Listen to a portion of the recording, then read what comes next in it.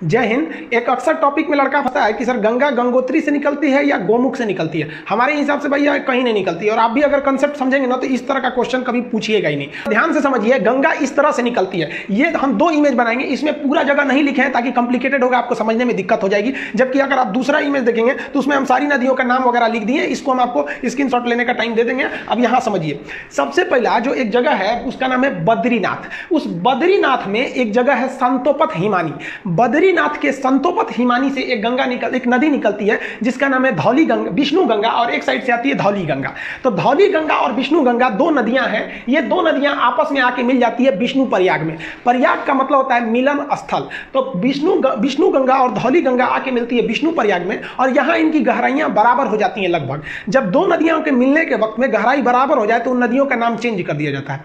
यदि एक की गहराई ज्यादा दूसरी की गहराई कम तो नदी गहरी वाली नदी के नाम से ही नदी आगे बढ़ेगी। तो यहां लगभग गहराई बराबर हो जाती है विष्णु प्रयाग में, तो नाम बदलकर इस रेड वाली नदी का नाम रख दिया जाता है अलकनंदा नदी। यहां से यहां तक ये रेड वाली नदी है अलकनंदा नदी। अब इसको ओवरव्यू में समझिए। अलकनंदा आगे बढ़ती है, आगे जाकर एक नदी आके मिलती है जिसका नाम है नंदाकिनी नदी। मंदाकिनी अलग है और नंदाकिनी अलग है। नंदलाला जो है नंदाकिनी नदी, नंदाकिनी नदी आके मिलती है तो वो नंदाकिनी नदी कम गहरी है, अलकनंदा ज्यादा है, तो नंदाकिनी यहीं समाप्त हो जाएगी भूगोल के हिसाब से। अब ये भी जगह तो मिलन स्थल हो गया। मिलन स्थल को प्रयाग कहते हैं, चूंकि नंदाकिनी नदी मिली है इसलिए इसे कहते हैं नंद प्रयाग। नंद प्रयाग के बाद नदी और आगे बढ़ती है, तो यहां आगे बढ़ती है तो एक और नदी आके मिलती है पिंडार नदी।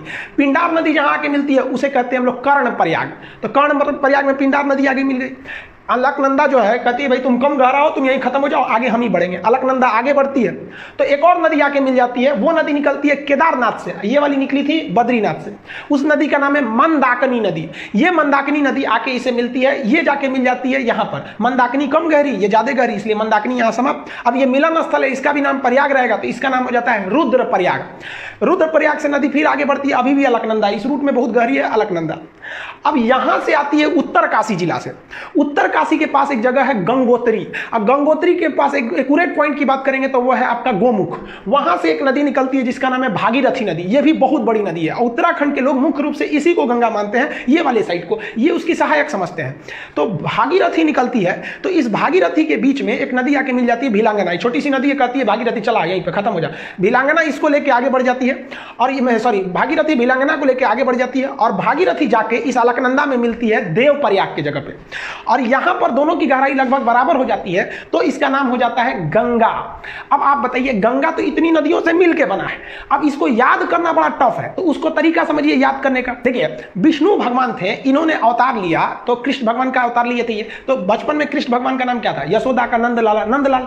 तो विष्णु भगवान क्या बने? नंदलाल बने। और ये जब बचपन में थे, आगे बढ़े, तो ये हमेशा इनके कान में बाली रहता था। आप देखेंगे कृष्ण भगवान कान में बाला पहनते थे, और गले में उसके बाद रुद्राक्ष की माला। तो लाइन से याद रखिएगा, विष्णु भगवान से याद रखेंगे विष्णु प्रयाग, नंदलाला से याद रखिएगा नंद प्रयाग। कान में बाली पहनते थे तो कर्ण प्रयाग, गले में रुद्राक्ष की माला रखते थे तो रुद्र प्रयाग। और जब इतना चीज कर देते थे तो कृष्ण भगवान का जो रूप हो जाता था वो एक देव की रूप हो जाता था, और उनकी वाणी देव की वाणी हो जाती थी। अकेले महाभारत निपटा दिए फाइल अकेले, इन्हीं की तो मतलब उपदेशों को गीता में रखा गया है।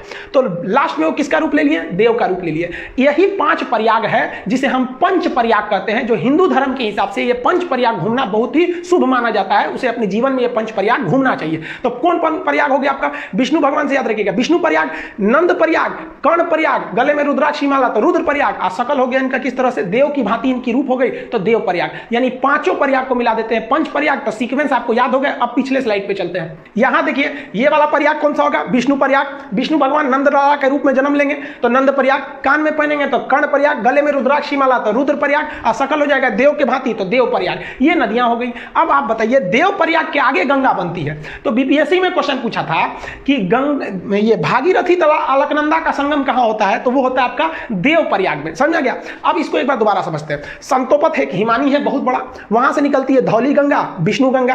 कहां मिलेगी? विष्णु प्रयाग में। नदी का नाम हो जाएगा अलकनंदा। अगली नदी नंद प्रयाग, नदी का नाम रहेगा नंदाकिनी, जगह का नाम हो जाएगा नंद प्रयाग। इसे भी अलकनंदा लेके आगे बढ़ेगी, और अलकनंदा में आगे जाके मिलेगी पिंडार नदी। आपकी जगह कौन हो जाएगा, कर्ण प्रयाग। अलकनंदा फिर आगे बढ़ेगी, मंदाकिनी को ले जाएगी अपने साथ, मंदाकिनी को ले आके मिलाएगी तो हो जाएगा रुद्रप्रयाग, गले में रुद्राक्षी माला हो गई। अब कृष्ण भगवान के पास यही सब तो चीजें थी, अब देव का रूप ले लेंगे। यहाँ पे भागीरथी आएगी अपने साथ भिलांगना को मिलाते हुए और मिल जाएगी देवप्रयाग में, और यहां से बन जाएगी गंगा।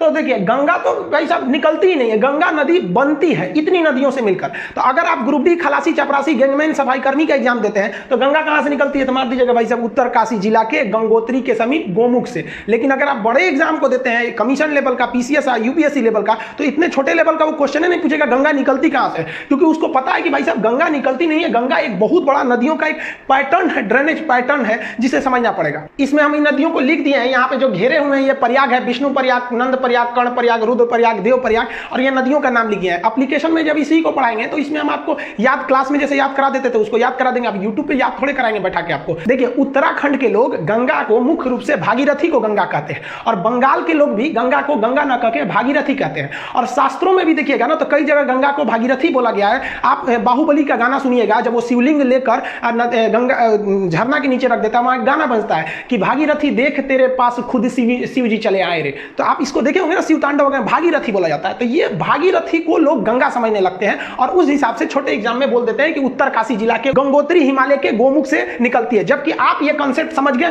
पंच प्रयाग यानी पांचों प्रयाग में कौन कौन सा सीक्वेंस याद करने का आपको हल्का सा यहाँ बता दिया। हालांकि एप्लीकेशन पे तो जब तक आप लोग क्लास के स्टूडेंट होंगे तो आपको पता होगा, ये सब तो पूरा याद ही करा देते थे। कैसे याद रखेंगे प्रयाग का जगह, तो ऊपर सबसे पहले होगा आपका विष्णु प्रयाग, विष्णु प्रयाग के बाद नंद प्रयाग, कर्ण प्रयाग, रुद्र प्रयाग, और कृष्ण भगवान का रूप देव की तरह हो जाएगा तो देव प्रयाग। गंगा कहां बन गई, देव प्रयाग में बन गई। गंगा नदी जो पहाड़ी एरिया से निकलती है, तो यहां वाले एरिया में ना जो गंगा नदी, यहां मानव बस्तियां बहुत कम है, क्योंकि पहाड़ी एरिया है तो प्रदूषण बहुत कम है। और इस गंगा में ना एक बैक्टीरियोफेज पाया जाता है। बैक्टीरियोफेज एक ऐसा चीज होता है जो हानिकारक जीवाणुओं और विषाणुओं को मार के खा जाता है, इसलिए गंगा जी के पानी में कीटाणु वगैरह नहीं लगते हैं, वो बैक्टीरियोफेज की वजह से। आईबी का एग्जाम दिए होंगे तो पूछा होगा किसके वजह से गंगा जल में कीड़े मकोड़े नहीं लगते हैं, तो बैक्टीरियोफेज ऑप्शन सी पर था। तो ये ध्यान से रखिएगा आप लोग। और आजकल देखिए हम लोग की भी कुछ गलती है, गंगा नदी में जो क्षमता है उसको पुनर्निर्माण करने की, उसमें तो हम लोगों ने अत्याचार कर दिया। कानपुर से जब गंगा निकलती है एकदम गंदगी मचा देते हैं, तो हम लोग गंगा को कुछ ज्यादा गंदा कर दिया। वो तो लॉकडाउन हो गया, तो जो हम लोग सोच रहे थे गंगा साफ करेंगे अपने से साफ हो गया। अभी थोड़ा सा ढील हुआ ना लॉकडाउन में, फिर गंदा करके हम लोग रख दिए। तो प्रकृति से हम लोग भी खिलवाड़ करते हैं, तो प्रकृति हम लोग के साथ भी कर देती है कोरोना वगैरह देके। तो ये आप समझ में आ गया आप लोग को। इसका पीडीएफ वगैरह एप्लीकेशन जो पढ़ेंगे आप लोग, तो एप्लीकेशन पे इसका पीडीएफ और इसका जो टेस्ट हो गए अब तक कितने क्वेश्चन इससे रिलेटेड दिए गए उसमें दे देंगे। और न्यू रिक्रूटमेंट भी आ गया, आप देख रहे हैं, आप लोग को अब अच्छे से पढ़ना पड़ेगा, ही नहीं कि ऐसे छोटा मोटा पढ़ लेंगे तो रिजल्ट हो जाएगा। आई होप आप इसको समझ गए होंगे। मिलेंगे नेक्स्ट वीडियो में, तब तक के लिए जय हिंद।